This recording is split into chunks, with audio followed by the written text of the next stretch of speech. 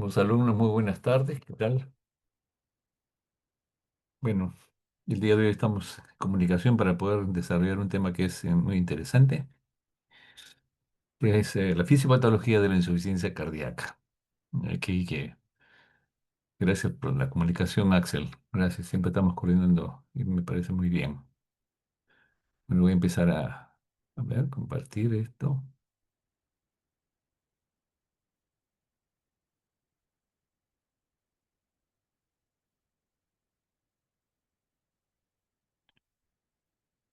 ¿Me escuchan bien?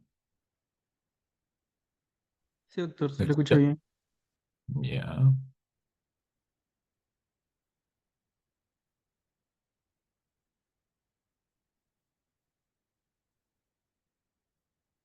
muy bien. Ok. Bueno, a ver. Probablemente este capítulo de cardiología, como ustedes han podido ver, es especialmente apasionante, ¿no? Una, la función cardiovascular, la función respiratoria en su conjunto son de los órganos más importantes para mantener una oxigenación adecuada a nivel de nuestro organismo. Y los conceptos que se vertieron hace muchos años sobre este tema de la insuficiencia cardíaca, mm, vamos a ver ya,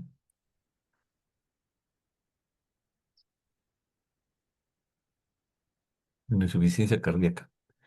Por eso vamos a ocuparnos el día de hoy de la definición, algunos aspectos epidemiológicos, la etiología de la insuficiencia cardíaca, factores de riesgo, la fisiopatología y un diagnóstico diferencial. Eh, Ustedes se van a enfrentar cuando lleguen a hacer su internado, cuando estén haciendo la parte clínica más adelante en sus guardias que pueden hacer. Un paciente con insuficiencia respiratoria, uno tiene que diferenciar si es insuficiencia respiratoria es de origen pulmonar o es de origen cardiovascular. Esos son dos aspectos tremendamente importantes, porque pueden simular ambas cosas. Ambos pueden presentarse con un cuadro clínico muy parecido, pero que si ustedes hacen una buena historia y captan el mensaje que vamos a dar el día de hoy, el paciente con insuficiencia respiratoria, si tiene disnea paroxística nocturna, es probablemente insuficiencia ventricular izquierda. Den- Dentro de los síntomas que vamos a revisar ahora, dentro de los signos y síntomas, la disnea paroxística nocturna es una de las cosas claves que uno no debe dejar de preguntar a alguien que viene con disnea. Ortopnia, disnea paroxística nocturna, edemas, ¿cierto? Los edemas son un poco específicos, pero la disnea paroxística nocturna, insisto, muy importante. Pero también en los últimos años ha cambiado, en los últimos años ha cambiado la visión de con esta entidad clínica. Y eso es lo que vamos a revisar hoy día. Miren ustedes, estamos revisando este tema con algunas guías del 2016, han pasado al 2017, han ido cambiando algunas clasificaciones. En el 19 aparece la insuficiencia cardíaca un poco más consistente en lo que es la insuficiencia cardíaca con fracción de eyección preservada y reducida. La sociedad americana y la europea siempre liderando los conceptos de cómo se manejan estas condiciones. Y ya desde el 2015, pero ya en 20 sale una revisión como esta que nos habla del rol de la inflamación en la insuficiencia cardíaca. Indudablemente que ustedes han llevado, todavía no han llevado inmunología, pero vean ustedes que cuando han llevado inmunología, claro que se han llevado, me parece que se han llevado. Por eso que llevamos, por eso que hemos rotado lo de reumatología al último. Entonces esa respuesta inflamatoria es muy importante que la mantengan siempre revisando y actualizando, porque miren ustedes, está el rol de la inflamación en la insuficiencia cardíaca. Eso lo vamos a ver más adelante. Aspectos epidemiológicos cada vez más. La vida media en la población en el mundo se ha incrementado y por lo tanto la sobrevida es mayor. Algunas zonas del mundo indudablemente todavía sufren las pandemias de las infecciones, de la malaria, en África especialmente, ¿no? Pero en el mundo en general la edad promedio se ha incrementado de sobrevida. Bueno, siempre no dejo de presentar el libro, que es el libro de consulta más importante para todos los cardiólogos, que es el Brown Wall. Y realmente se hace revisiones excelentes y ahora lo vamos a conocer. El año 2022, nuevamente una guía sobre insuficiencia cardíaca.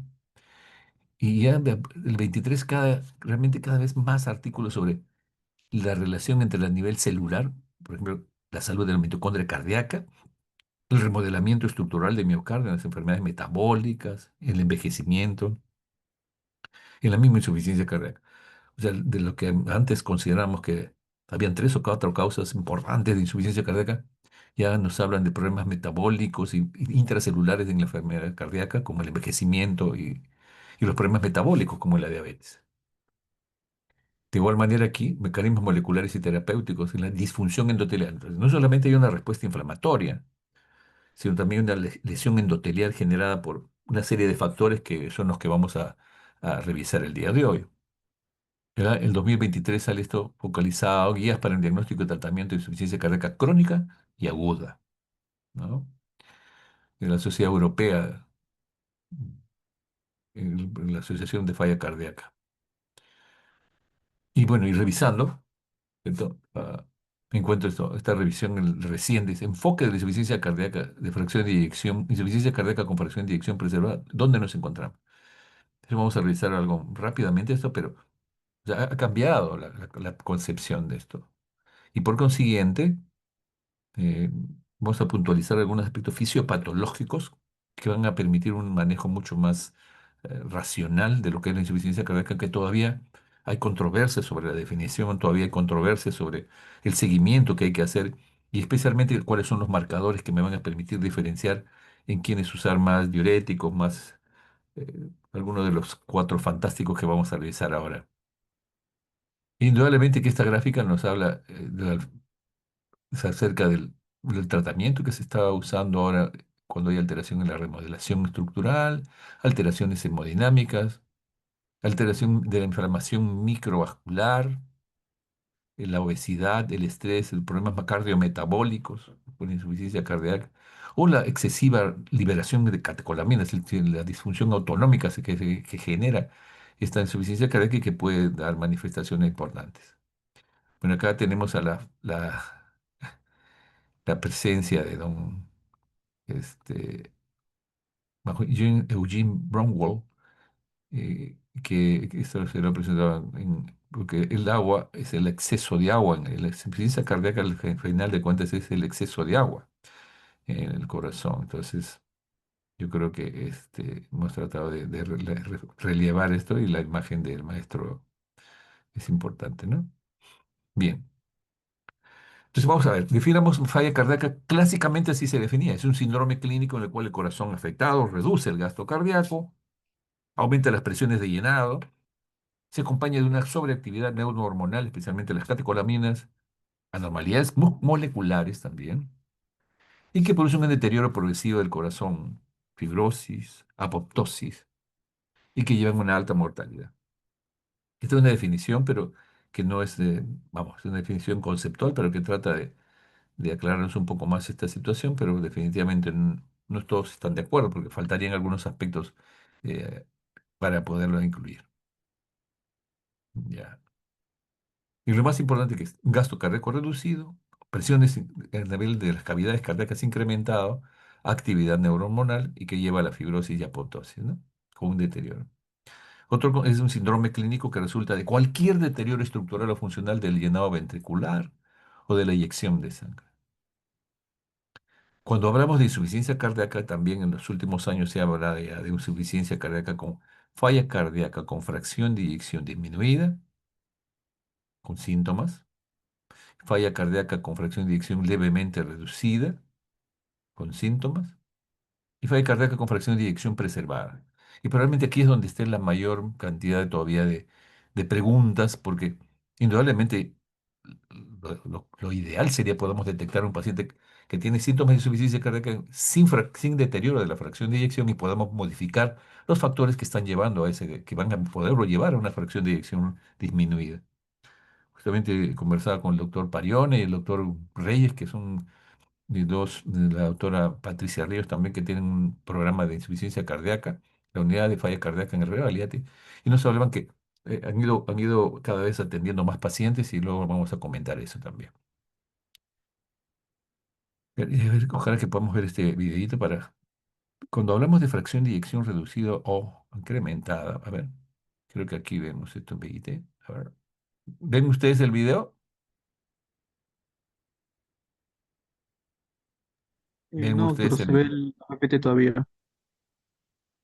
Ya, entonces probablemente me ha faltado activar eso. A ver, un segundito. Ay, ay, ay. Salí. ¿Aló? ¿Me escuchan? Sí, lo escuchamos, doctor. Ya, espérate, voy a volver a... A ver, un ratito. Al momento de presentar el PPT, debería dejar de presentar el PPT y presentar la pantalla en el video. Ahí sí podríamos ver. Ya, espérate un ratito porque... Ahora vamos a ver una lámina, por lo menos. Esto más o menos es lo que quería mostrarles, ¿eh? Eso sí lo vemos, ¿no?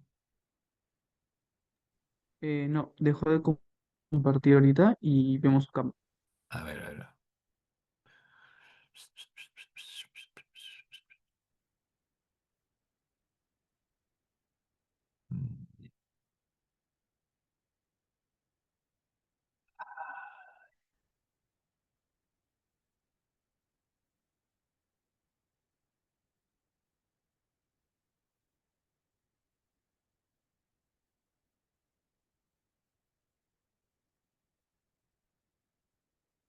A ver, otra vez. Ya. ¿Lo ven ahora? Sí, vemos la PPT. Ya.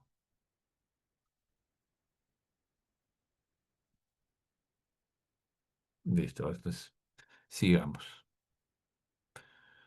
Entonces, estábamos viendo las definiciones y de una clasificación de fracción de eyección disminuida, reducida o preservada. Y cuando hablamos de fracción de eyección es un diagnóstico ecocardiográfico. La ecocardiografía va a permitirnos, en manos expertas, poder hacer una imagen apropiada, porque no solamente se trata de ver ponerlo y ver el corazón a ver cómo se contrae, sino hay recomendaciones técnicas para justamente las recomendaciones técnicas para que la imagen sea apropiada y se hace un cálculo del volumen. Vean cómo puede ser volumen sistólico del ventrículo izquierdo y el volumen diastólico del ventrículo izquierdo. Y la fracción de eyección va a ser una relación entre estas dos. Cuando el ventrículo está totalmente lleno y cuando el ventrículo está después de la contracción, ¿cuánto queda de volumen? Y eso más o menos es la fracción de eyección. Entonces, ese es un concepto elemental, pero muy importante que ustedes sepan que ese es un diagnóstico ecocardiográfico de la fracción de eyección preservada. Cuando hay fracción de eyección 56 está normal, más de 50%, y alrededor de 40 está en fracción de eyección ya disminuida. En la mayoría entonces de pacientes puede haber una fracción, un deterioro diastólico o sistólico de la insuficiencia cardíaca, y esta fracción de eyección se considera muy importante. En este caso, estamos de la falla cardíaca con fracción de eyección disminuida. El 50% de pacientes ya hay crecimiento del ventrículo izquierdo, de la fracción de eyección, la insuficiencia cardíaca reducida, eh, muchas veces la fracción de eyección es alrededor del 35-40%, ¿no? Esto lo pongo para acá. Y se define entonces diagnóstico de falla cardíaca con fracción de eyección menos de 40. Esa es la disminuida. Cuando hablamos de fracción de eyección preservada, la prevalencia se dice que es del 50%, y justamente hoy día conversaba con el doctor Parioni y me dice que es tanto de fracción de eyección reducida como preservada están 50-50. Pero es interesante porque vean ustedes, esta preservada es más en mujeres, hipertensa, anciana, en la obesidad, la enfermedad coronaria, en la diabetes mellitus, en la fibrilación auricular. Son condiciones que se asocian, además de ser sexo femenino, a la insuficiencia cardíaca. La obesidad puede ser hombre o mujer, pero probablemente la preservada se encuentra más en mujeres. Entonces, estos son factores que pueden llevar a insuficiencia cardíaca, la obesidad, la enfermedad coronaria, la diabetes y la fibrilación auricular. En aquellos con fracción de eyección entre 40 y 50 son un grupo intermedio, pero tiene que haber, además de la fracción de eyección preservada, pero haber signos y síntomas, ¿no? Y evidencia de una fracción de eyección preservada. Puede haber disfunción diastólica simultánea, además. Esta es una revisión del 2024 de la falla cardíaca con fracción de eyección preservada de los mecanismos fisiopatológicos y los fenotipos, y eso es interesante, ¿no? Preservada, disminuida, preservada, intermedia. Entonces, esta es una definición fíjense ustedes, de este año ya. El diagnóstico y tratamiento, creo, especialmente de la fracción de eyección preservada. Insisto en la presión de la preservada porque necesitamos entender bien que esto es una fase mucho más temprana. Realmente hacer un diagnóstico es como el paciente con enfermedad hepática que llega a la cirrosis hepática. La idea es que si una de las causas de cirrosis es la obesidad por el hígado graso, bueno, tenemos que controlar primero el obeso para que no haga hígado graso, que baje de peso y así de igual manera en lo que se refiere a la diabetes. Un paciente con sobrepeso, es mejor manejarlo tempranamente porque ya cuando tiene síntomas de insuficiencia cardíaca avanzada, la mortalidad, como vamos a ver, es bastante alta. El diagnóstico de insuficiencia cardíaca con fracción de eyección preservada, dice, representa uno de los mayores retos. Es importante que ustedes sepan que este es un reto porque necesitamos detectarlo tempranamente.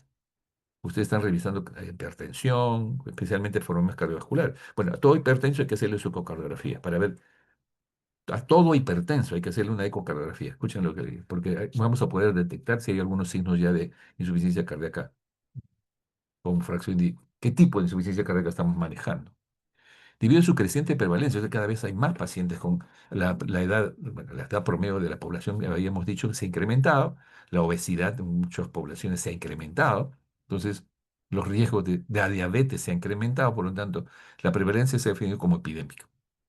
Y demuestra que bajo una misma definición se encuentran fenotipos clínicos heterogéneos, de diferentes características, como dice ahí, mecanismos fisiopatológicos. El objetivo de esta clase es hablar de efectos fisiopatológicos. Entonces, no hay una fisiopatología única, como pueden ver ustedes, de acuerdo al fenotipo. Las enfermedades que conducen a la insuficiencia cardíaca con fracción de eyección preservada, encontramos que la más frecuente es la hipertensión arterial. Es eso que están estudiando con el doctor Serna, les van, es la hipertensión la más frecuente, pero no es la única. La fibrilación auricular puede llevar a insuficiencia cardíaca y descompensar una insuficiencia cardíaca. El síndrome metabólico, vean ustedes, o sea, dentro de las enfermedades que conducen a la insuficiencia cardíaca con fracción de eyección preservada, está la hipertensión, la fibrilación auricular, el síndrome metabólico, la enfermedad coronaria isquémica. Mientras más zonas, más infarto hace un paciente, la masa muscular cardíaca disminuye, por lo tanto disminuye la fracción de eyección. Las valvulopatías, eso también hemos visto, algunos pacientes con valvulopatías que llegan a tener disnea, pequeños esfuerzos a veces en etapas tempranas. Las miocardiopatías es un rubro muy importante. Por ejemplo, en el caso del virus eh, SARS-CoV, el, en ese periodo de la pandemia con COVID-19, tuvimos pacientes con miocarditis aguda, que es muy importante, ¿no? Así como los efectos cardiotóxicos de fármacos cada vez más se recibe tratamiento oncológico con drogas manejan y controlan el tumor, ¿cierto? Pero casi todo oncólogo sabe cuando tiene un medicamento que puede haber cardiodepresión, les hacen una ecocardiografía casi a todos los pacientes oncológicos para ver cuánto es su fracción de eyección antes y ver si ha habido deterioro posteriormente. La fracción de eyección preservada, entonces esto ya se conoce del año 82, y esto fue descrito en relación a este problema de una fracción de eyección del ventrículo izquierdo conservado, o sea, 50% más. Pero recientemente la Sociedad Europea reunió bajo el término de insuficiencia a pacientes con fracción de eyección ventricular conservada más del 50%, pero con evidencia de disfunción diastólica o cardiopatía estructural, signos y síntomas de clásicos, niveles elevados de péptido natriurético plasmático. Eso también es muy importante que lo vamos a revisar ahora. O sea, no solamente hay que tener algunos factores, unas causas que van a llevarlo, sino que tenga síntomas de alguna ecocardiografía, y si está con fracción de eyección 50 o más, está preservada. Si es menos, está insuficiencia cardíaca con gasto disminuido. Acá nuevamente es la obesidad, la hipertensión, la enfermedad coronaria, la fibrilación auricular, diabetes, enfermedad EPOC, apnea del sueño, obesos que paran roncando, pueden hacer hipertensión y pueden llevar a la insuficiencia cardíaca, la anemia crónica severa. Y la diferencia es que ven ustedes, la preservada más es de acuerdo al sexo, 60% es mujeres y la reducida es en hombres. Edad, más o menos la misma. La obesidad está presente, más, vean ustedes, diabetes mellitus, hipertensión, enfermedad renal crónica. El paciente renal crónico que está bien controlado, es menos probable que se presente insuficiencia cardíaca, pero si no se controla bien la anemia y las diálisis que necesitan los pacientes llegan a tener insuficiencia cardíaca. La enfermedad coronaria, un infarto miocardio previo, hay un porcentaje, porque definitivamente, insisto, disminuye la masa muscular del ventrículo izquierdo y por lo tanto se presenta disminución de la fracción de eyección y llegan a la insuficiencia cardíaca con fracción de eyección disminuida. La fibrilación auricular, ven ustedes, 65% de fracción de eyección preservada al inicio y puede llevarlo a la fracción de eyección reducida.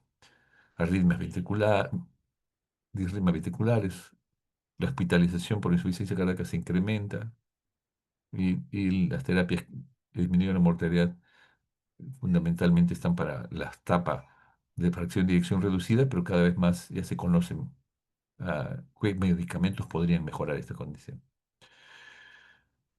Bien, esto es lo mismo, más o menos una masa muscular de más del 30%, más de 30 kilos por metro cuadrado es dos veces se incrementa el riesgo de fracción de eyección preservada, la hipertensión, si toma dos o más medicamentos, si la fibrilación auricular, la hipertensión pulmonar y ecocardiograma, el anciano. Entonces, realmente los problemas relacionados con la insuficiencia cardíaca, esto es lo he copiado textualmente de ese documento que han visto ustedes de 2025, porque me pareció muy interesante. Comienza con la definición. Los expertos están tratando de estandarizar la definición. Sin embargo, en la actualidad no existe un consenso absoluto sobre la definición de insuficiencia cardíaca, que debe centrarse en el síndrome clínico o en los aspectos hemodinámicos. Por lo tanto, la necesidad de una definición universal se ve enfatizado, se ve que es muy importante hacerlo por la creciente prevalencia y la falta de estrategia de tratamiento unánimemente aceptada, ¿no? Eh, el- ¿Cuál es la importancia de definir la insuficiencia cardíaca? Para una forma para que la utilicen no solamente los cardiólogos, sino también los médicos generales, los investigadores. Miren ustedes, aquí esta parte es interesante. Dice, es preferible no tener elementos que pueden ser subjetivos, por ejemplo, síntomas, porque pueden crear confusión. Eso es parcialmente correcto, porque la clínica siempre es un dato muy importante para el cardiólogo, para el internista o para el médico general. Por ejemplo, el mismo umbral de esfuerzo máximo puede ser considerado normal para una persona. Claro, se refiere a la fatiga, a la disnea. Por otro lado, los datos paraclínicos deben obtenerse fácilmente, con baja variabilidad interobservador, o sea, los exámenes auxiliares. Sin embargo, la definición debe contener datos concretos para una definición que se utiliza. El concepto del estudio de Framingham ya no es válido en el contexto actual. Entonces, en términos prácticos, para hablar de insuficiencia cardíaca, de falla cardíaca, ¿no es cierto? Probablemente necesita existencia de anormalidades estructurales del ventrículo, hipertrofia ventricular izquierda, injuria valvular, el crecimiento de las válvulas cardíacas por hipertensión, anormalidad funcional, fracción de eyección menos de 50 y una relación EE' más de 15. Esto es un concepto ecocardiográfico. No vamos a insistir en eso. Y si el paciente tiene PET natriurético elevado, hay signos radiológicos de congestión, los signos de ultrasonido y compromiso, ahora se hace ecopulmonar también, que nos ayuda muchísimo. Los signos de ultrasonido, las, el signo de cometa, o sea, de las líneas B, o el dato de un cateterismo cardíaco, va a poder, con los síntomas y signos, hacer un diagnóstico mucho más exacto de la insuficiencia cardíaca. Por lo tanto, insisto, vamos a ser más acuciosos en los hipertensos, en los obesos, en los diabéticos, porque a veces soslayamos, no tiene síntomas claros de insuficiencia cardíaca, pero podría estar, si no está controlándose bien la causa de fondo, va a llevar a una insuficiencia cardíaca. Ven ustedes acá, ¿no? Eh, ya esto es disfunción endotelial, enfermedad pulmonar, estructural de ventrículo izquierdo, pero todo eso, si está asociado al trastorno de metabolismo de la glucosa, aumenta la aldosterona, aumenta el TNF y el beta 1 TGP. El estado es inflamatorio, no hay disponibilidad de óxido nítrico. Disfunción microvascular, hipertrofia cardíaca, fibrosis. Puede haber disfunción diastólica, que estudia la fracción de eyección preservada. Pero tiene que haber signos y síntomas, con una fracción de más del 50%. Habremos una ecocardiografía, ver cómo está el volumen auricular, si hay hipertrofia del ventrículo izquierdo. Entonces, la eco va a ser muy importante para... Y algunos datos de ecocardiografía transtorácica, como el EA, bueno, estos son datos, como les decía a ustedes, ecocardiográficos, que no voy a insistir más ahí, pero sí en los datos clínicos, ¿cierto? Los datos clínicos y las ayudas que nos van a dar el cardiólogo para tipificar mejor los cambios estructurales. Dentro de la normalidad, las pruebas serológicas, uno tendrá que hacer una péptido natriurético auricular, el ProBNP, la ecocardiografía transtorácica, como le decía, el EE', que nos habla de disfunción ventricular, cateterismo del lado derecho y arteria pulmonar. Estos son algunos datos de esa revisión del 2025, ¿no? 6,7 millones de estadounidenses viven con insuficiencia cardíaca. Y ahora vamos a ver algunos datos epidemiológicos. El doctor Pariona con el doctor Reyes comentaban que probablemente acá estamos entre 1%, 1,5% de la población global. Pero miren ustedes, 6,7 millones de estadounidenses viven con y una incidencia de por vida per cápita de 24%. Estos pacientes que viven con insuficiencia cardíaca preservada, con FEBI estimada de más de 50, este fenotipo afectará casi cada 10 pacientes a la edad de 45 años en una prevalencia de 1 a 1,5. Entonces, no sé, sí, bueno, 1,5 es poquita, pero en el curso de los años eso se puede transformar y afectar a un número importante de la población para tornarlo incapacitado para hacer actividad física, por ejemplo. Y el tratamiento, además, una carga económica tremenda, ¿no? Y los fenotipos, a ver, no son homogéneos en los investigadores, pero a ver, dice fenotipo en el paciente con envejecimiento, o sea, la senilidad, es el proceso. El fenotipo en donde hay una presencia excesiva de tejido adiposo, la obesidad o fenotipo cardiometabólico. El fenotipo asociado a la hipertensión arterial. El fenotipo asociado a la hipertensión arterial pulmonar. El fenotipo asociado a la enfermedad coronaria isquémica. El fenotipo asociado a la miopatía de la aurícula izquierda. Entonces tenemos 6 fenotipos de la insuficiencia cardíaca con fracción de eyección preservada y que tenemos que tratar de investigar mejor para darle un manejo temprano del el efecto del envejecimiento, de la obesidad, de la hipertensión arterial pulmonar, coronario o alteración de en este caso, fibrilación auricular por una miopatía de la aurícula izquierda. Por consiguiente, ven ustedes, ¿no? Los fenotipos con fracción de eyección preservada, fracción de eyección preservada están relacionadas a estas condiciones, ¿no es cierto? Hipertensión, enfermedad coronaria, enfermedad valvular, cardiomiopatía incipiente, efectos cardiotóxicos, enfermedad pulmonar obstructiva, apnea del sueño, los obesos que roncan pueden desarrollar hipertensión y desarrollar insuficiencia cardíaca con fracción de eyección preservada, diabetes, anemia. Estos son aspectos que ya en los últimos años se tomó relevancia como formas clínicas diferentes, fenotipos diferentes y que probablemente tiene que hacerse un manejo un poco más diferenciado, ¿no? Eso es un porcentaje muy importante. Y dependiendo del tratamiento, indudablemente como lo van a ver ustedes después, diuréticos, inhibidores de los receptores glucosa-sodio, eh, inhibidores de los receptores de mineralocorticoides, y además inhibidores de la renina-angiotensina aldosterona, así como la neprilicina. ¿Ya? Eso lo vamos a ver al final. Ustedes van a hacer además una revisión de tratamiento de la insuficiencia cardíaca y eso me parece que tienen, por eso que insisto en esta parte de fisiopatología, porque van a poder entender mejor cuáles son los objetivos con las nuevas estrategias terapéuticas del paciente. Bien, entonces, en la insuficiencia cardíaca, fracción de eyección preservada del 40%, pero fíjate, esta clasificación es interesante porque habla además de una insuficiencia cardíaca con con fracción de eyección mejorada. O sea, previamente tuvo menos de 40, pero después de un tratamiento llegó a subir a más de 40. O sea, todavía hay una subpoblación que responde al tratamiento, ya no es que tenga fracción de eyección normal, no, pero sí ha sido mejorado con el tratamiento.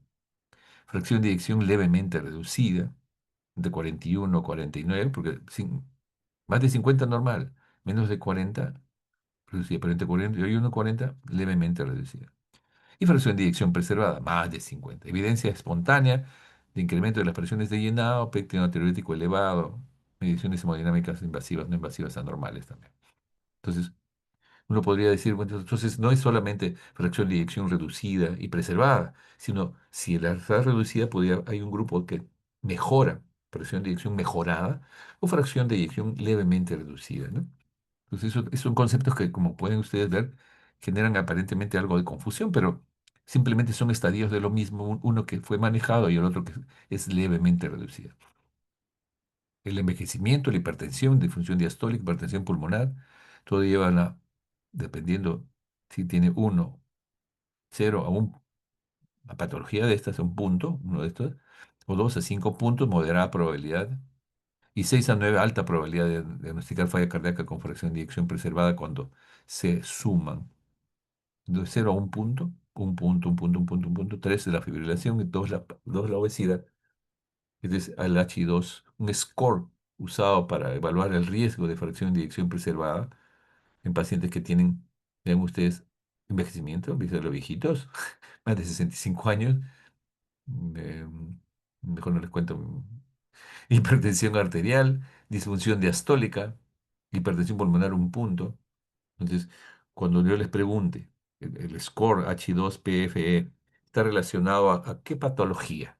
Entonces, al desarrollo ese es el score que permite diagnosticar la insuficiencia cardíaca con fracción de eyección preservada, no reducida, preservada, cuando hay de 0, 1, 2 a 5 o 6 a 9, ¿no?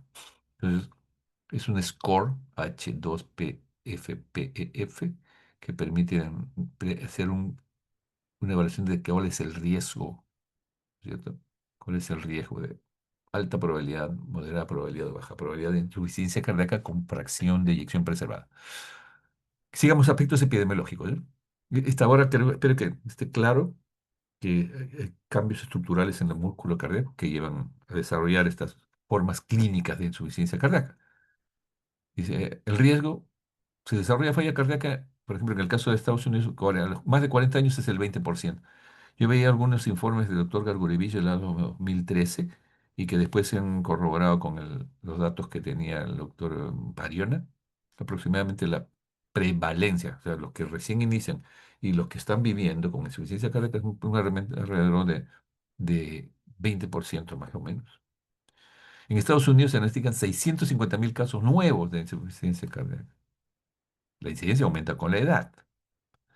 60, 60, 65, 69, 20 por mil, pero más de 85 de 80 por mil. Y la reducida y la preservada representan el 50% de la carga de la enfermedad. Es una gráfica que muestra la epidemiología global de la insuficiencia cardíaca en cada población. Entonces ven ustedes cómo mm, en Estados Unidos, ¿cierto? En Estados Unidos,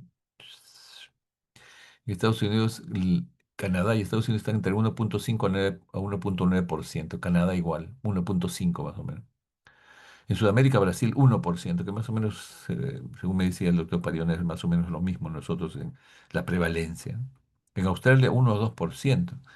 Me llamó la atención en Malasia, 6.7%. En Malasia.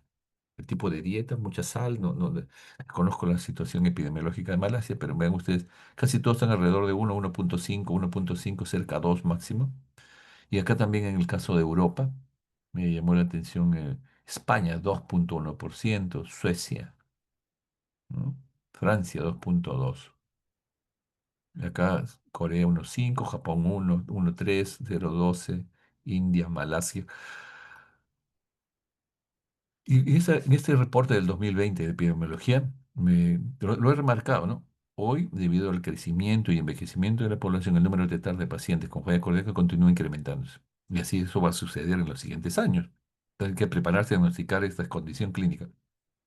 La incidencia ha estabilizado y puede aún disminuir en algunas poblaciones, pero porque eso puede aún disminuir en algunas poblaciones que están convencidas de que eso no es bueno y hacen mayor actividad física, controlan su peso, pero las tendencias alarmantes que han sido observadas en gente joven posiblemente están relacionadas a un incremento de la obesidad.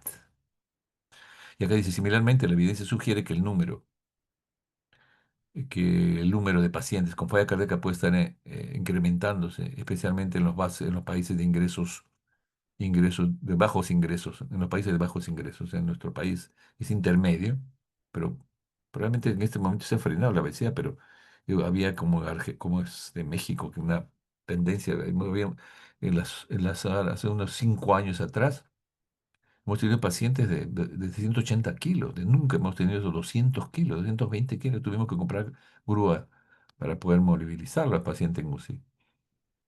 Este es otro estudio de prevalencia también. Vean ustedes, prevalencia de enfermedad cardíaca en la población.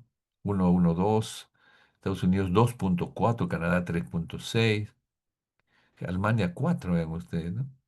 China de 1,3 a 3,5, Japón e India menos, Turquía 2,9, Australia, la Australia indígena, 5,3. O sea, son poblaciones especiales, ¿no? Bien, sigamos. Aquí, una producción científica sobre insuficiencia cardíaca en el Perú. Ven ustedes acá el doctor Marco Pariona Javier, del Hospital Revaliati.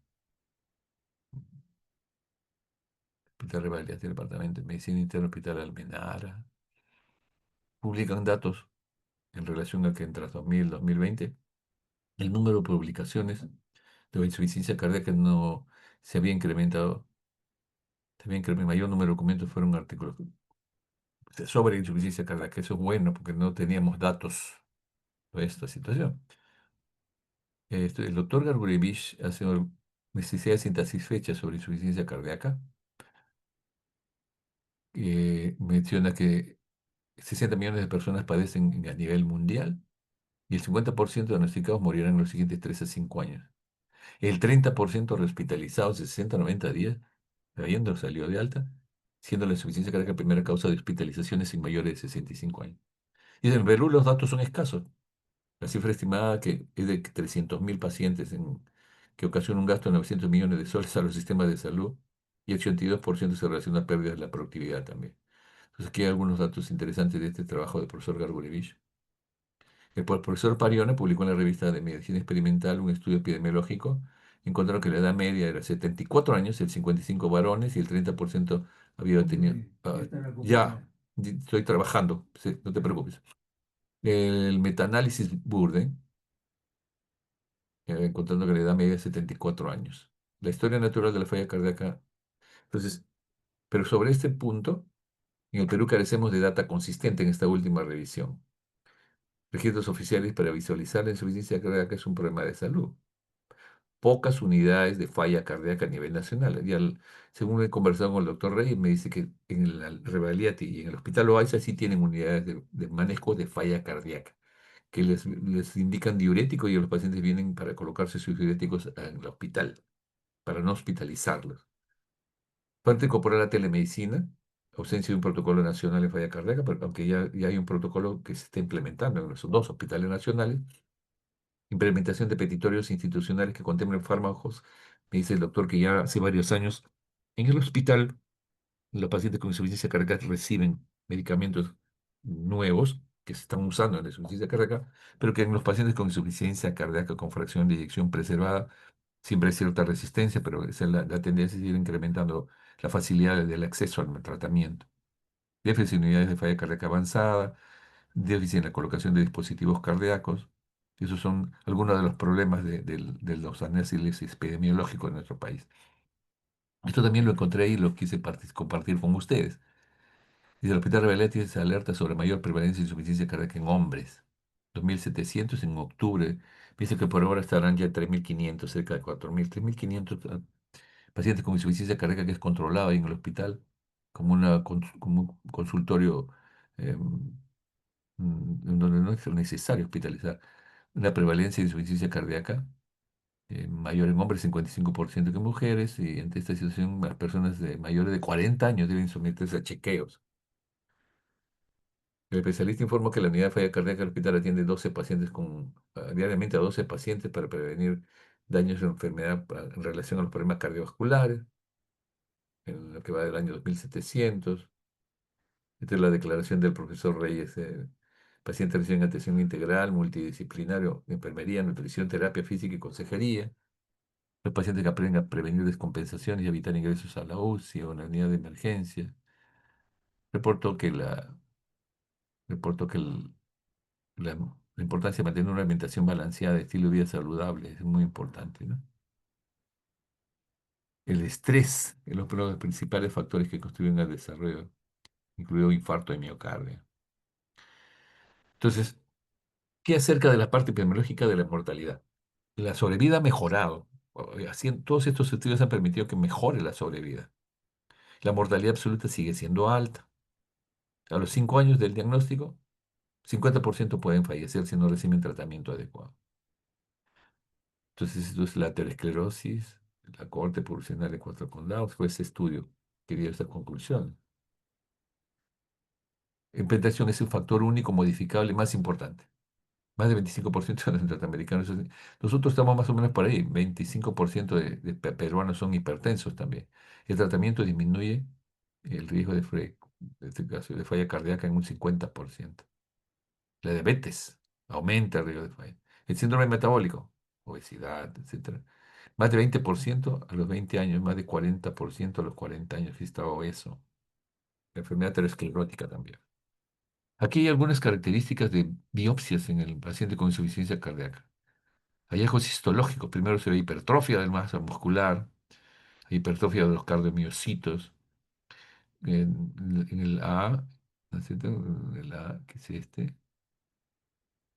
B, apoptosis, el cual está entre uno de los mecanismos que lleva pues, a fibrosis perivascular e intersticial, remodelamiento del arteriol y rarefacción de los capilares también, el cual genera fibrosis miocárdica. En términos prácticos, por ejemplo, la primera causa que es hipertensión, un ventrículo normal que esté hipertenso, ante la sobrecarga, lo primero que ocurre es una hipertrofia ventricular. Pero esta hipertrofia no va exenta de riesgos. Hay zonas del miocardio que se produce isquemia, apoptosis especialmente. Isquemia, presencia de estrés mecánico, angiotensina, y esto va a llevar a una fibrosis endomiocárdica, fibrosis miocárdica que torna mucho más lábil a ese músculo para desarrollar incapacidad de poder contraerse adecuadamente. Isquemia, angiotensina. Y ya sobre la fibrosis en este paciente que tiene hipertrofia ventricular, se produce una falla cardíaca asociada a dilatación ventricular. ¿Mm? Es muy importante. O sea, hipertrofia, fibrosis endomiocárdica y proceso inflamatorio, compromiso de la función ventricular izquierda con arritmias y síntomas. Les decía yo que los mecanismos de disfunción endotelial están siempre estudiando. Los vamos a pasar rápidamente, pero es necesario darle mecanismos moleculares e implicancias terapéuticas de disfunción endotelial.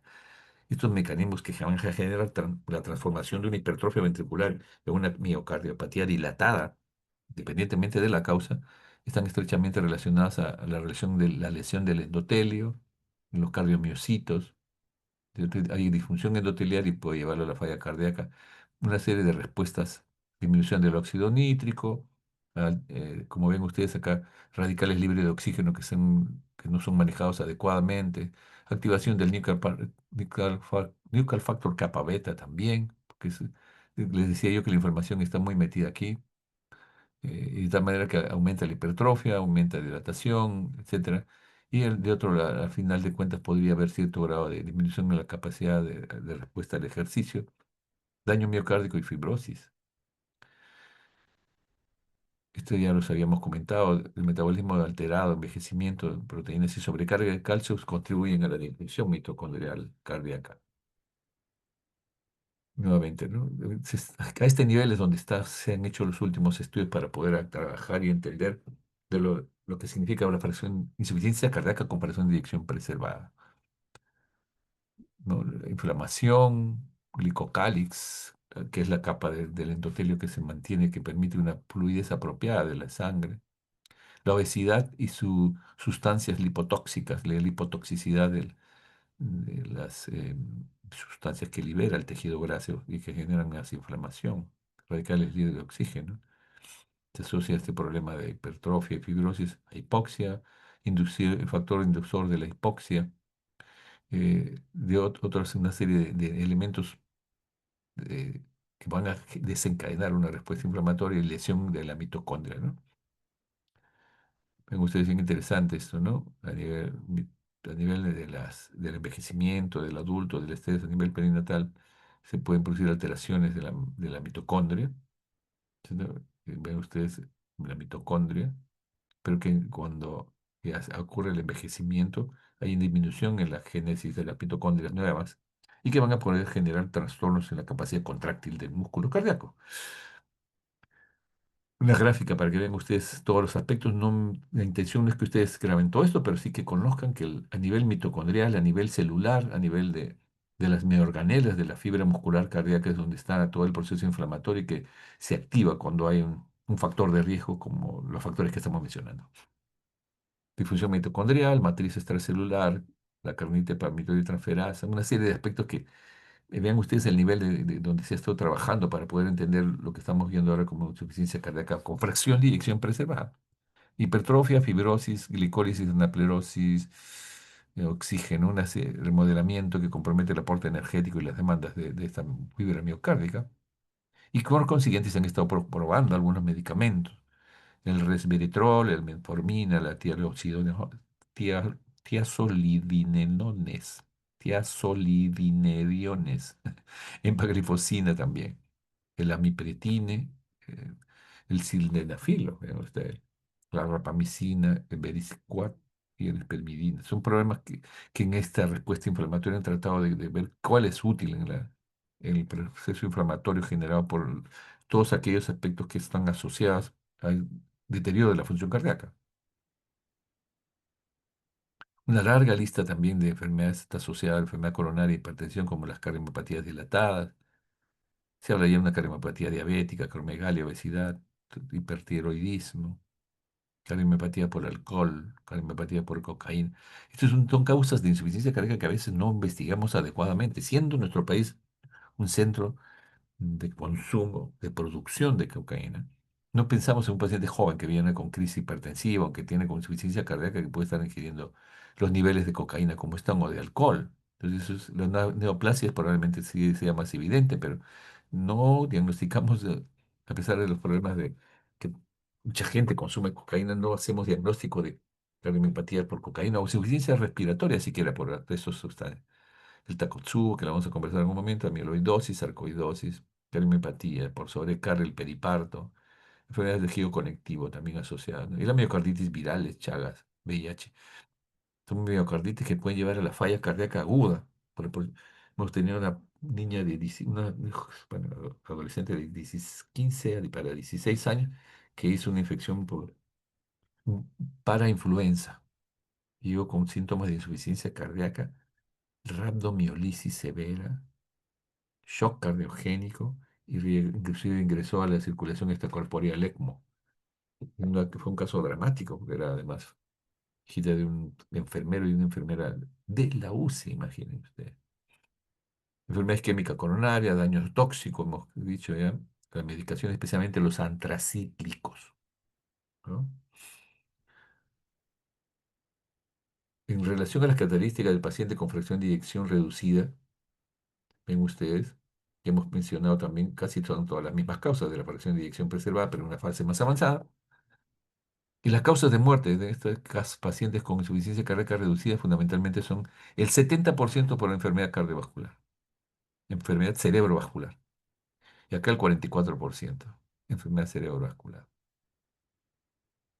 Con el COVID llegó una etapa donde muchos pacientes hacían problemas de coagulación, en la tormenta de citoquinas, que fue un bluff porque no había más tormenta de citoquinas tenemos con el distrés respiratorio que con el shock séptico que con el COVID. Sino fue una etapa muy dolorosa porque no sabíamos nada de la enfermedad y escuchar que había algún tratamiento siempre era esperanzador, pero eso fue utilizado por algunas instituciones que nos dieron algunos medicamentos y que sin estudios realmente serios empezamos a utilizar medicamentos que eran dañinos, porque aumentaban la inmunosupresión, ¿no?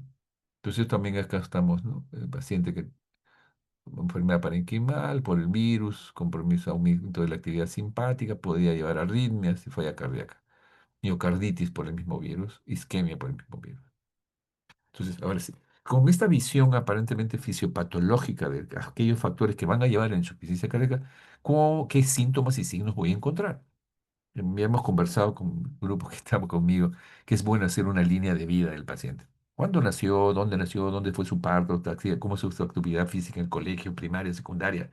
Y eso lo pueden hacer en una hora, una hora y media máximo. Y van a tener una historia mucho más clara y, más como clara y completa de qué factores han condicionado. Hace poco hemos visto un paciente que se tiene ahorita como 50 años, pero que a los 45 años todavía pesaba 120 kilos y que gracias a una dieta muy ordenada y tenía fatiga, en algún momento un pequeño dolor torácico nada más, según él. Pero cuando se operaron de una vesícula biliar hace 5 años, le encontraron un electrocardiograma que no era santo. Había tenido infarto de cara fragmática.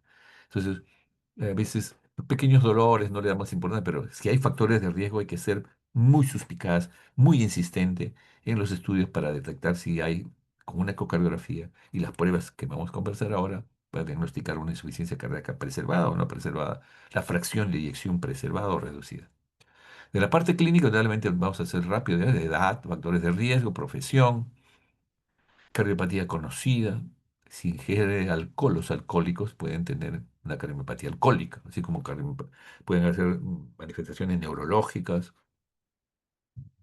fármacos, antecedentes familiares, enfermedades sistémicas, especialmente autoinmunes, neoplasias, la radioterapia, la quimioterapia, el COVID-19 que ha pasado de ser un problema para convivir con nosotros. Perdón. De la congestión pulmonar, no se olviden, disnea, grandes, medianos, pequeños esfuerzos, ortopnia y disnea paroxística nocturna. Ese es un síntoma que el paciente tiene, que tiene una alta sensibilidad y alta especificidad como disnea de falla cardíaca, insuficiencia ventricular izquierda. Puede haber sibilancias, como hay edema del pulmón y edema de los bronquios, puede haber algo, lo que llamamos asma cardíaco. Una noche, además de la disnea paroxística, hay nicturia, se orinan en la noche. Si hay congestión sistémica, puede haber edemas, a la sarca inclusive, ascitis, disconfort. Aquí también, mm, como vamos a ver después en las radiografías, ahí puede haber derrame pleural a nivel pulmonar. El bajo gasto, no tiene insuficiencia cardíaca con gasto bajo, especialmente porque vamos a ver ahora que hay insuficiencia cardíaca con gasto bajo y gasto cardíaco alto.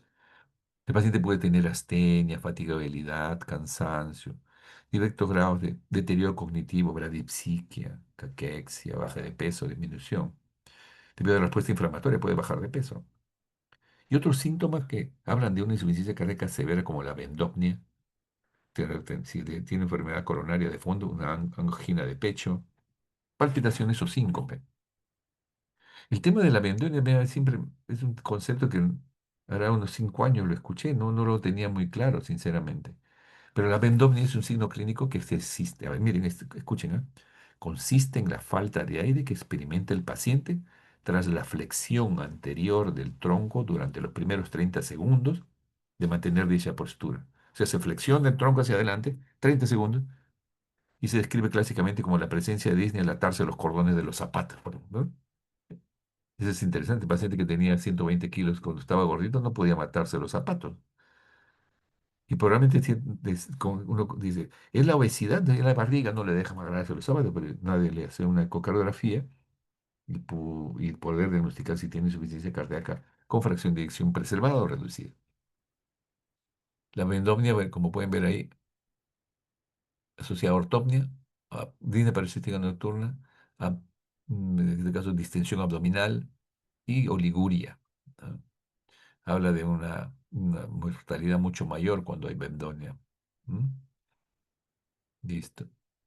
Una revisión sistemática igual está relacionado a insuficiencia cardíaca clase funcional 3-4, la respiración de Nueva York, ortopnia, disnea paroxística nocturna, ingurgitación yugular, abdomen distendido. Bien, y sigamos. La exploración física, el paciente puede estar normal o puede estar pálido y frío, o sudoroso, disneico con asquerosianosis en la insuficiencia cardíaca avanzada.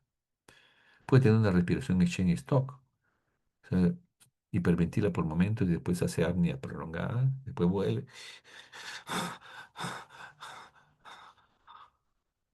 Y uno puede interpretar como que está en insuficiencia respiratoria. Pero lo que tiene es una respiración de Shen-Stop, periodo de hiperventilación progresiva.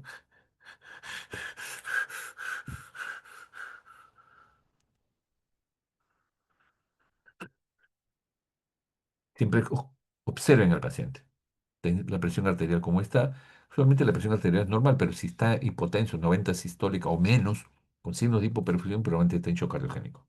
Ese es otro tema que no lo vamos a atacar ahora y lo van a revisar ustedes en amplitud con los especialistas. Tienen un grupo excelente de docentes que van a aclarar eso. La auscultación respiratoria. El exceso de agua en el pulmón hace que haya crepitantes, los alvéolos ocupados con líquido y que al inspirar moviliza y se produce una crepitante, un estridor, un crepitante, un ruido inspiratorio que puede estar acompañado de sibilantes, disminución del murmullo vesicular en la base derecha, especialmente por el derrame pleural. La ocultación está taquicárdico, ritmo de galope, ese es otro. Junto con la disnea paroxística nocturna, el ritmo de galope es un dato semiológico al examen que puede hablar de insuficiencia cardíaca. No es lup dup, sino ritmo de galope. Entonces, presencia de edemas, ovea. El edema puede ser renal, de un cirrótico o de una insuficiencia cardíaca, o sea, eso no es tan. Probablemente el edema del riñón, del renal con crisis, con síndrome nefrítico tiene algunas características, pero en general el edema o es renal, cardíaco, entonces no es nada específico para. Quizás un edema que aparece en el día y en la noche está más intenso y que se reabsorbe y que genera disnea paroxística nocturna, ese es un edema que es interesante. Ingurgitación yugular, hepatomegalia, reflujo hepatoyugular. Ingurgitación yugular, ven ustedes, edemas, uso de músculos accesorios. Los criterios de Framingham, cada vez más, con los últimos conceptos, encontrar con estos síntomas ya implica una fracción de eyección reducida, probablemente la mayor parte de pacientes, aunque pueden tener los pacientes con insuficiencia cardíaca con fracción de eyección preservada, y se considera que dos criterios mayores es el diagnóstico de insuficiencia cardíaca probablemente, o un criterio mayor y dos menores. Y vean ustedes, la disnea paroxística nocturna está como número uno. La ortopnia puede estar presente en el asmático, en el paciente con fibrosis pulmonar avanzada. El aumento de la PVC también, EPOC. Pero en este caso, con síntomas de insuficiencia cardíaca y PVC aumentada, probablemente está asociada a congestión pulmonar, crepitantes, reflujo hepatoyugular, un tercer ruido que es la contracción, contracción aurícula izquierda, que es muy importante, la cardiomegalia en la radiografía, el edema pulmonar en la radiografía. Menores son el edema malleolar, la tos nocturna, por el crecimiento de la aurícula izquierda estimula la tráquea, la disnea con esfuerzos habituales, hepatomegalia, derrame pleural, taquicardia, pérdida de peso. Y hemos visto acá síntomas típicos de insuficiencia cardíaca, signos típicos que los hemos analizado y una fracción de eyección del ventrículo izquierdo baja, ¿no? Y la fracción de eyección, en este caso fracción de eyección reducida, la fracción de eyección preservada igual, síntomas típicos, signos típicos y fracción de eyección normal o levemente baja. Y una cardiopatía estructural relevante, hipertrofia ventrículo izquierdo, agrandamiento de la aurícula izquierda. Nuevamente insisto, por eso a todos sus pacientes hipertensos, siempre es importante hacer una ecocardiografía. A todos los pacientes con obesidad mórbida o obesos importantes, su fracción de eyección para saber en qué vamos, más aún si tienen síntomas de insuficiencia cardíaca. No vamos a pasar esto ya. Sibilancias, asma cardíaco se llama, ¿no? Quizás acá solamente para mencionar como etiología que hay un grupo de pacientes que tienen insuficiencia cardíaca con gasto cardíaco alto. Aquí está el hipertiroidismo, puede llevar a insuficiencia cardíaca y el corazón no está, no hay un corazón dilatado, pero hay sí un corazón hiperdinámico que puede llevar a 130, 150 de frecuencia cardíaca y el paciente puede ser falla cardíaca con gasto alto.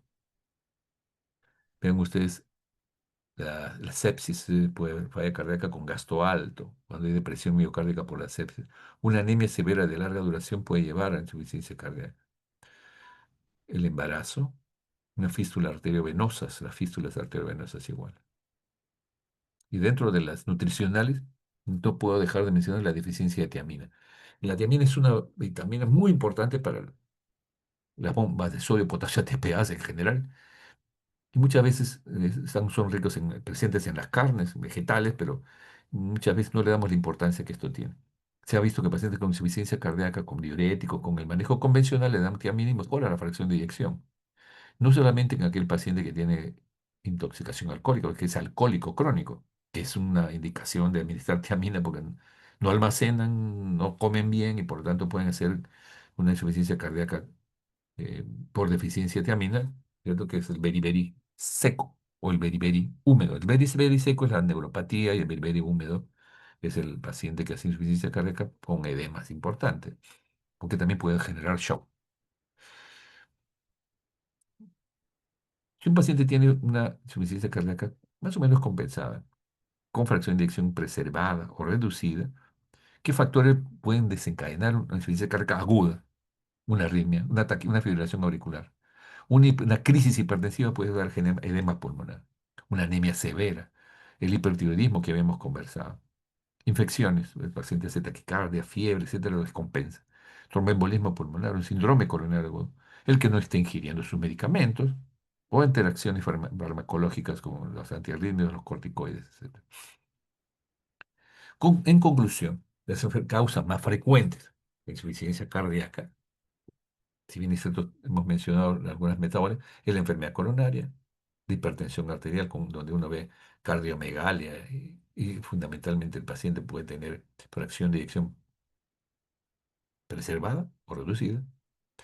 Las enfermedades valvulares, cualquiera de ellas, la válvula mitral con insuficiencia o estenosis, la válvula aórtica, en este caso todas son mitrales, pero la mitral aórtica, sea estenosis o insuficiencia, pueden generar insuficiencia cardíaca. La cardiomiopatía dilatada, idiopática, el COVID que ya no hemos conversado, y genera injuria miocárdica.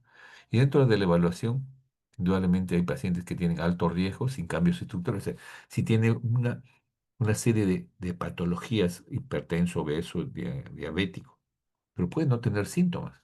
Entonces ese grupo está, de acuerdo a la Asociación Americana, en el grupo de insuficiencia cardíaca, puede tener alto riesgo, pero sin cambios estructurales. Pero ya cuando hay enfermedad cardíaca estructural, puede no tener síntomas, sin signos o síntomas. No hay limitación a la actividad física, su actividad física ordinaria no causa síntomas. De acuerdo a la asociación, a la New York Heart Association, esto sería estadio 1. Cambio estructural dices, con síntomas de insuficiencia cardíaca y no hay limitación, nivel 1 igual, ya con 2 es cuando hay ligera limitación, 3 marcada limitación y 4 incapaz de hacer sus actividades del día a día. Enfermedad cardíaca estructural con previos signos o síntomas y falla cardíaca refractaria.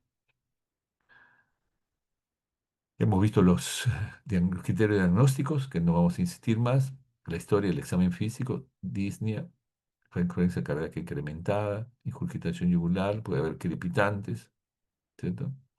Y un edema intersticial inicialmente y después edema alveolar o derrame pleural también.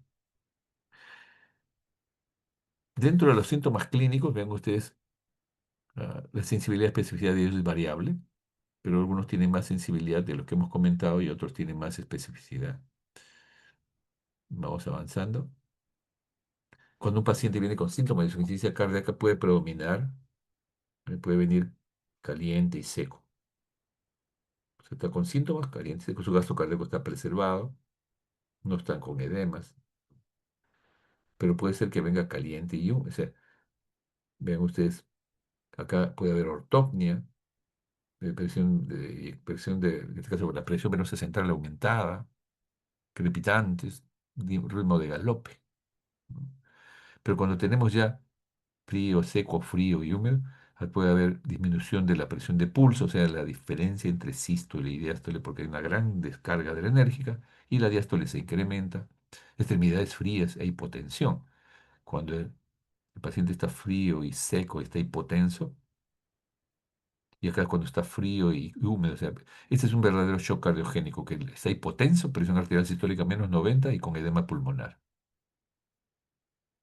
En resumen, entonces, la enfermedad endotelial es un elemento clave a nivel mitocondrial también, y en general consecuencia de la falla cardíaca es un círculo vicioso de todos estos factores que generan remodelamiento, dilatación, fibrosis, vasoconstricción, energética anormal de la función miocárdica por la alteración mitocondrial, anormalidades del músculo esquelético, deficiencia de fierro, drive respiratorio, genera disnea, por el consiguiente, porque hay edema intersticial, y en este caso, alteración neurohormonal en el sistema adrenérgico-intestinal. Al disminuir el gasto cardíaco, se activa el sistema adrenérgico-intestinal, vasoconstricción, péptido natriurético auricular elevado, eje simpático también, vasopresina, endotelina y ácido. Esto explica parte de lo que habíamos descrito de que hay una hipertrofia inicial, luego hay una fibrosis endomiocárdica que lleva a la fase avanzada o cardiomiopatía dilatada por valvulopatía, por diabetes, por infarto en miocardio. Una gran liberación de catecolaminas, ¿no? Ya lo hemos visto también, los fenotipos, y esto se ha insertado acá. Y este tema de la activación del sistema simpático es muy importante y por eso es que el sistema renina-angiotensina-aldosterona, el bloqueo del sistema renina-angiotensina-aldosterona es clave dentro de la insuficiencia cardíaca con fracción de eyección preservada o reducida cuando tiene síntomas, ¿no? La espironolactona, y vean ustedes cómo acá la actividad del sistema nervioso simpático juega un rol muy importante en la insuficiencia cardíaca, por eso taquicardia, vasoconstricción, piloerección, frialdad, gasto bajo, ¿no? La espironolactona también como elemento diurético que genera cambios. La espironolactona, además de tener un efecto diurético, ahorrador de potasio, es bloqueador del sistema, eh, de este caso de los receptores mineralocorticoides, vean ustedes, tiene efecto sobre la mm, ah, modificación de la sobre la modificación de la estructura muscular cuando hay un infarto por la remodelación.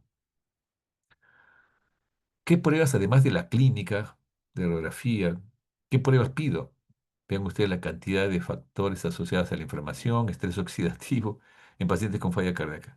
Pero de todas ellas ven ustedes injuria miocárdica, estrés miocítico, todo esto se ha estudiado, pero lo que más sensibilidad y especificidad tienen, inclusive ven ustedes acá la norepinefrina, la aldosterona, ¿no? Dotelina, pero los que más se utilizan son el ProBNP y el péptido natriurético auricular. En casi todos, porque tienen puntos de corte y tienen una alta sensibilidad, mira, 97, 90%, o sea, no siempre se presentan en personas. Sensibilidad implica 100 sanos, ¿en cuánto se presenta la prueba positiva? De 100 sanos, 97 es positiva.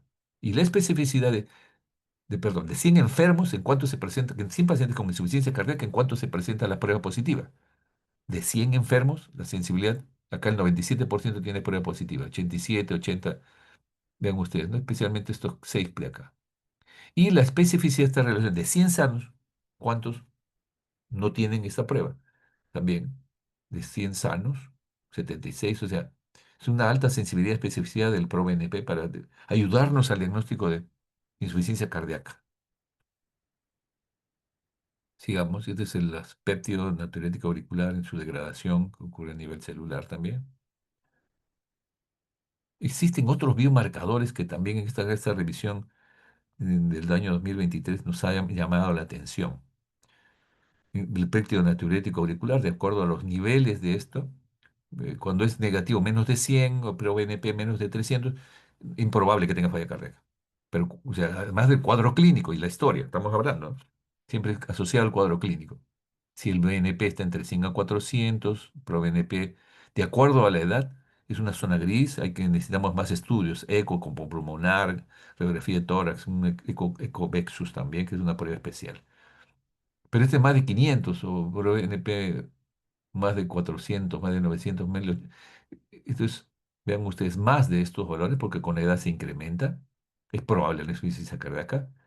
Hay que excluir las causas de ProBNP elevado, pero lo más importante, altos valores de ProBNP, péptido natriurético auricular o cerebral, obligan a pensar que tenemos ante una insuficiencia cardíaca. y uno le piden en pacientes que tienen insuficiencia cardíaca, edema pulmonar agudo, insuficiencia cardíaca del lado derecho, shock cardiogénico. O sea, un paciente que tiene problema coronario que parece Disney con síntomas de insuficiencia cardíaca, uno debe pedir ProBNP. En el shock también. Y todos aquellos factores que hemos conversado. Y es interesante porque el CA-125 como marcador de tumores ha pasado a ser una prueba muy interesante. La, la adrenomedulina y la CA-125, así como el péptido natriurético, son tres pruebas que nos permiten hacer el diagnóstico de insuficiencia cardíaca. Y identificar los fenotipos, lo más interesante. Cuando tenemos CA-125 y adrenalina baja y ProBNP alto, probablemente se beneficia más de, predominantemente desde el lado izquierdo, y se beneficia más de controlar el tono que un régimen diurético menos agresivo. Entonces ustedes tienen un cuadro clínico, un factor de riesgo, una causa, un diagnóstico clínico de insuficiencia cardíaca, su ProBNP, su CA-125 y su adrenomenurina. No hacemos adrenomenurina en el hospital. No, me parece que no se hace todavía en el país. Pero eso, cuando hablen con un profesional cardiólogo que va a hablar del tratamiento, pregúntenle de adrenomenurina. Sí, depende de los laboratorios privados lo pueden hacer, pero no he encontrado información de eso. Cuando los tres están altos, probablemente tiene falla cardíaca derecha e izquierda. Se puede beneficiar de modulación del tono vascular, vasodilatadores y del régimen diurético agresivo. Cuando el ProBNP está normal y solamente está la adrenalina, o sea, aquí puede beneficiarse más de un enfoque diurético agresivo, congestión sistémica, más del lado derecho, y es un dato interesante, ¿no? Aquí hay algunos datos sobre ese punto que no vamos a insistir más. Y en general, todo este fenómeno inflamatorio de efectos continuos a nivel mitocondrial, a nivel de radicales libres de oxígeno, etcétera, generan una cardiomiopatía concéntrica y una hipertrofia excéntrica en algunos pacientes, ¿cierto? Entonces ahí probablemente si persisten los fenómenos van a haber dilatación. Y nosotros usamos para insuficiencia cardíaca los diuréticos, los inhibidores de receptores de convertasa, saben ustedes. Disminuye la hipertrofia, incrementa la contracción, el acoplamiento, excitación, o sea, tiene efectos beneficiosos. Los beta bloqueadores y los inhibidores de receptores de la convertasa, angiotensina. Bien, entonces vean ustedes como los fenotipos elevados CA-125 o elevado pro-BNP con el CA-125 o elevado al BNP más el CA-125 o bajos en NP-125 y solamente alto aquí. Entonces todavía hay una zona gris sobre estos fenotipos, pero hay algunas tendencias que pone, que lo van a revisar ustedes con el médico a cargo, cómo estos fenotipos me pueden orientar al tratamiento que le voy a dar. Y en relación a la respuesta inflamatoria, me busqué sobre este tema y también hace buen tiempo venimos revisando este punto, que esta respuesta inflamatoria ventrículo izquierdo que se adapta a la hipertrofia, a la diabetes, etcétera, genera una adaptación patológica irreversible en el tiempo, pero que puede ser destrucción y fibrosis del músculo cardíaco en el tiempo. Y van ustedes, para evitar eso se ha usado una serie de drogas que ustedes han escuchado en el asma, en la oncología, en reumatología también, infliximab, etanercept, canalicumab, oxopurinol, bueno, una serie de medicamentos en pacientes con fracción de eyección reducida, en donde hay una respuesta inflamatoria, le llaman así, fenotipo cardioinflamatorio. Eso todavía está en evaluación, pero también se ha analizado. En resumen, la insuficiencia cardíaca, por definición, es un síndrome clínico caracterizado por disnea, disnea paroxística nocturna, edema, fatiga, y se puede acompañar de agitación yugular, tercer y cuarto ruido, crepitantes, causados por anormalidad estructural y o funcional, resulta una reducción del gasto cardíaco, con presiones cardíacas elevadas. La respuesta inflamatoria presente lleva a grave, insuficiencia cardíaca grave y trasplante. Bien. Esta es una radiografía del paciente con edema pulmonar, un edema pulmonar con imagen en alas de mariposa, ven ustedes, ¿no? Así se llama esto. Vamos a seguir viendo. Por lo tanto, las imágenes pueden ser una radiografía de tórax, o sea, la parte de los factores que pueden llevar a insuficiencia cardíaca, el cuadro clínico y algunas pruebas como el ProBNP, ¿no es cierto? El ProBNP, la adrenalina ya sea 125 me van a ayudar definitivamente. Una radiografía actora es un electrocardiograma, no debe faltar. Una ecocardiografía definitivamente. Y si es necesario una eco transesofágica, una resonancia magnética también. Este es el patrón de una insuficiencia cardíaca con inversión del flujo, ven ustedes. Hacia arriba verá una congestión pulmonar importante. Acá no es una cardiomegalia tan severa, pero si uno hace el índice cardiotorácico, probablemente hay una cardiomegalia leve. Un edema pulmonar donde más compromiso el pulmón derecho que izquierdo. Y eso es porque el drenaje linfático es más pequeñito. La gran vena linfática drena agua del pulmón derecho, mientras que el pulmón izquierdo lo drena el conducto torácico, por lo tanto se congestiona más siempre el lado derecho con más derrame derecho, aunque hay insuficiencia cardíaca avanzada, derrame pleural bilateral, infiltrados alveolares bilaterales. Pero siempre uno en la fase inicial encuentra más compromiso del lado derecho porque hay la cadena linfática del lado derecho es la gran vena linfática, que es el río Chillón, mientras que acá el río Chillón, mientras acá tenés el Amazonas que drena el agua del pulmón izquierdo. Hay derrame más derecho en una tomografía, es el ecocardio, para ver si hay problemas valvulares, cómo está la capacidad contráctil, cómo está el crecimiento no de la aurícula derecha, aurícula izquierda, aurícula ventrículo izquierdo, y que habíamos visto ya el cálculo de la fracción de eyección. De igual manera, para la cardiología nuclear, cada vez más el imagen en SPECT con tecnesio 99 en pacientes que tienen enfermedad coronaria y que no nos ayuda mucho en los estudios previos. Se hace el estudio de medicina, medicina nuclear para ver el flujo sanguíneo miocárdico, el metabolismo celular y la función ventricular también. Ven ustedes las imágenes para ver si se contrae adecuadamente y se está viendo una buena perfusión en ese músculo. La resonancia también ha pasado a jugar un rol importante. Es informes de resonancia magnética del músculo cardíaco para evaluarlo mucho mejor cuando tenemos dudas sobre en este caso, la capacidad contráctil y qué factores están generando problemas. Bien, entonces, cuando un paciente tiene insuficiencia cardíaca de nuevo, pues, entonces, y se presenta con síntomas, hay que darle un tratamiento para resolución de los síntomas. Puede ser persistente y por lo tanto puede empeorar inclusive. Pero la idea es qué tratamiento voy a darle para poder cambiar su futuro. Visualmente la fisiopatología se había basado sobre exceso de agua, presiones hidrostáticas de los capilares y linfáticos, pero el proceso es más complejo.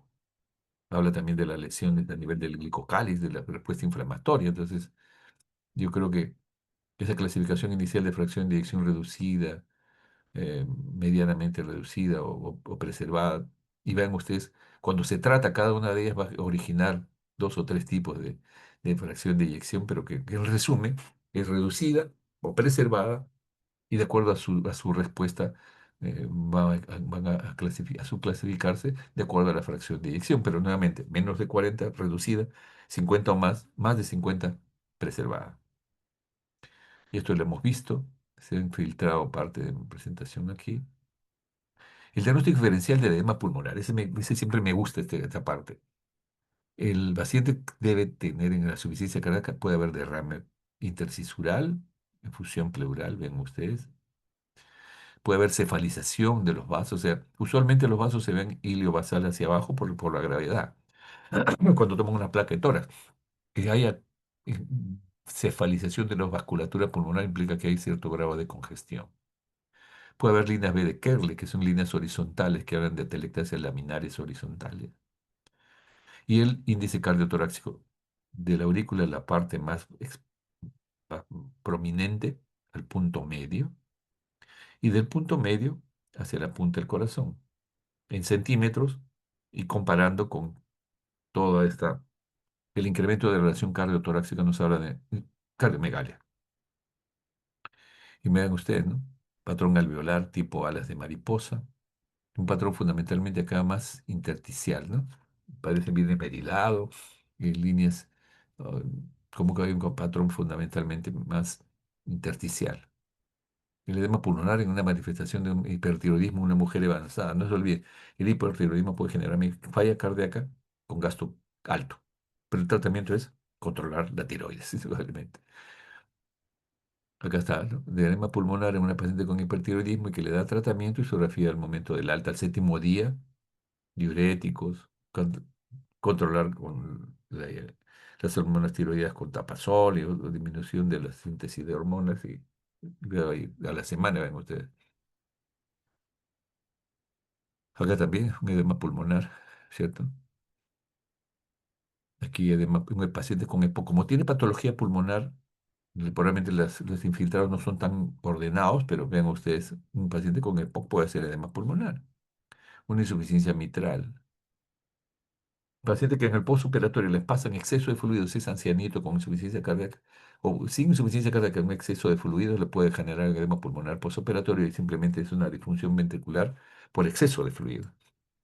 De igual manera, sí, esto es bien interesante. Un paciente que tiene una obstrucción de vía aérea y no puede respirar y hay una obstrucción, van ustedes a hacerle la maniobra de Heimlich porque está obstruido, el paciente es cianótico. Le hacen bien y no tiene aire, hambre de aire porque está cianótico, que le falta aire, no puede hablar especialmente. Le hacen el Heimlich cuando no habla. Porque si está tosiendo hay que hacerlo toser. Pero si no habla y el paciente está con una obstrucción de vía aérea muy marcada y hacen Heimlich y el paciente libera después de algunos minutos el cuerpo extraño, eso eso sucede cuando hay obstrucción por cuerpo extraño o cuando te está intubado y el tubo se tapa con un tapón mucoso que no puede respirar el paciente. Hay que retirar el tubo pero esas presiones negativas que genera el paciente para poder respirar y que ingrese el aire genera un edema pulmonar por vía aérea obstrucción, por una obstrucción de la vía aérea. Tromboembolia, un patrón. Generalmente el pulmón, una embolia pulmonar, como el pulmón tiene doble sistema de circulación, generalmente no da muchas imágenes. Y ustedes pueden ver que es un poquito más de patrón congestivo acá y menos. Puede haber obstrucción en un vaso acá y congestión del otro lado. El paciente ahogado, todo paciente que sufre ahogamiento, sea piscina o mar, o ha estado casi ahogado, debe ser observado las siguientes 24 horas, porque puede aparecer un edema pulmonar post-ahogamiento en las siguientes 12 6 horas o 18 horas. ¿Qué más? A ver, ¿algo más? Uy, ¿aló? ¿Me estás escuchando? Sí, doctor, sí se ¿Aló? escucha. Pensé Sí, que se doctor, había ido. escuchar. Bueno, acá, por ejemplo, vemos el posahogamiento. Acá un edema pulmonar posahogamiento, miren la tomografía. En Estados Unidos hay una epidemia por el uso de opioides y la orina es uno de ellos. Aquí en el Perú, la cocaína, mucha gente joven puede llegar por edema pulmonar, hemorragia cerebral y crisis hipertensiva por cocaína. Piensen muchas veces en gente joven que tiene un infarto o tiene un ACV o tiene un edema pulmonar si no está ingiriendo drogas. El edema pulmonar de la altura es otra forma también. La hipoxia genera un problema de hipertensión pulmonar que no está muy claro si es por una respuesta inflamatoria. Lo concreto es que mejora rápidamente con oxígeno. Un paciente con ACV masivo, con hemorragia intracerebral y una descarga adrenérgica severa que puede generar un edema pulmonar neurogénico, o sea, no cardiogénico. Una cosa interesante es que un paciente tiene un neumotórax, atención, con colapso del pulmón y ustedes al drenar ese neumotórax, no lo hacen lentamente, ¿no? Van sacando con un tubo de drenaje, sale el aire, tiene que hacerlo lentamente. Sale una parte, clampan. Sale otra parte, 100 de aire, sale una parte, sale, y hay que drenarlo lentamente, porque si ustedes lo drenan abruptamente, se produce un edema pulmonar unilateral, porque al generar una presión negativa, el medio ambiente sale el aire a presión y ese pulmón se expande abruptamente y se puede producir un edema pulmonar unilateral por reexpansión.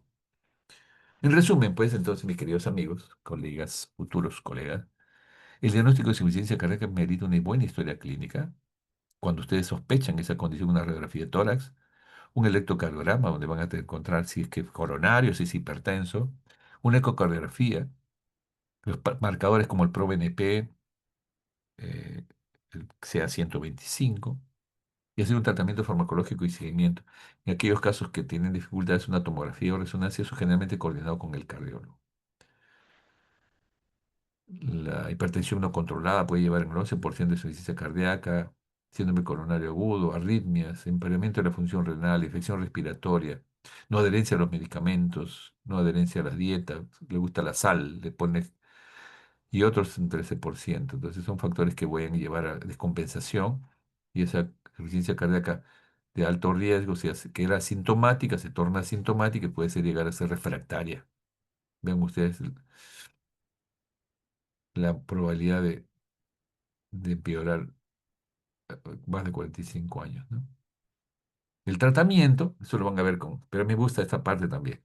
El tratamiento lo van a ver con los cuatro fantásticos, la mujer invisible, la antorcha humana, el señor fantástico y el de Benjamin Ben Green. Indudablemente es uno, dos, los cuatro fantásticos están relacionados al uso de metabloqueadores que lo van a usar porque hay gran descarga enérgica.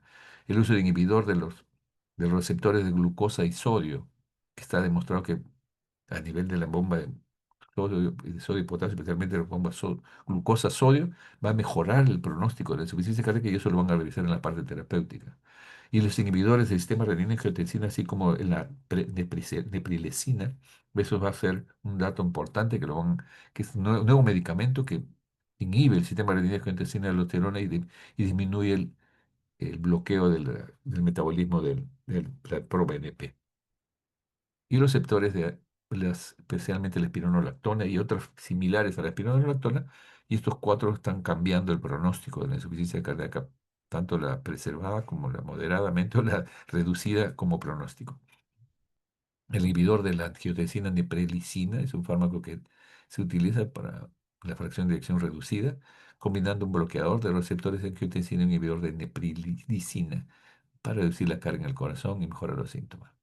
El sacubitril es el famoso nivel de neprilicina y mejora la función cardíaca.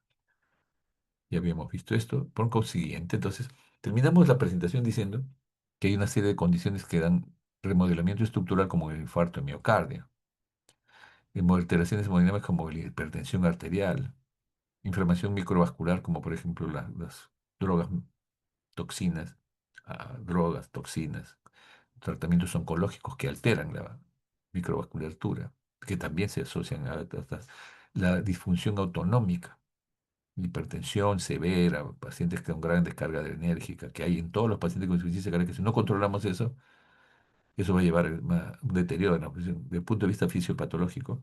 Y la enfermedad de estrés o la obesidad, la enfermedad cardiometabólica, que también son mecanismos de la fracción de eyección preservada, que al final terminan en reducida. Todas estas drogas pueden ser utilizadas, ¿no? Ah, el ARNI, los inhibidores de los receptores de mineralocorticoides y los inhibidores de los receptores glucosa-sodio, ¿no? Que son importantes como parte del tratamiento y que lo van a revisar en extenso. Bueno, entonces en resumen, yo quería hacerles una revisión, creo que me pasó de la bodega. Está bien, ya. eh, entonces, en resumen, ¿dónde estoy yo? Bueno, muy bien, chicos. En resumen, la insuficiencia cardíaca es una entidad muy importante como causa de mortalidad en los pacientes. El envejecimiento, la hipertensión, la obesidad, la diabetes mellitus y otros factores que hemos revisado tienen que hacernos sospechar y hacer una buena historia y una ecocardiografía en los pacientes para poder hacer un diagnóstico temprano y un tratamiento adecuado, que es lo que van a revisar en la siguiente clase. No sé si habrá alguna pregunta por parte de ustedes. ¿Alguna pregunta? Hola. ¿Alguna pregunta? Todo claro, dice Aaron.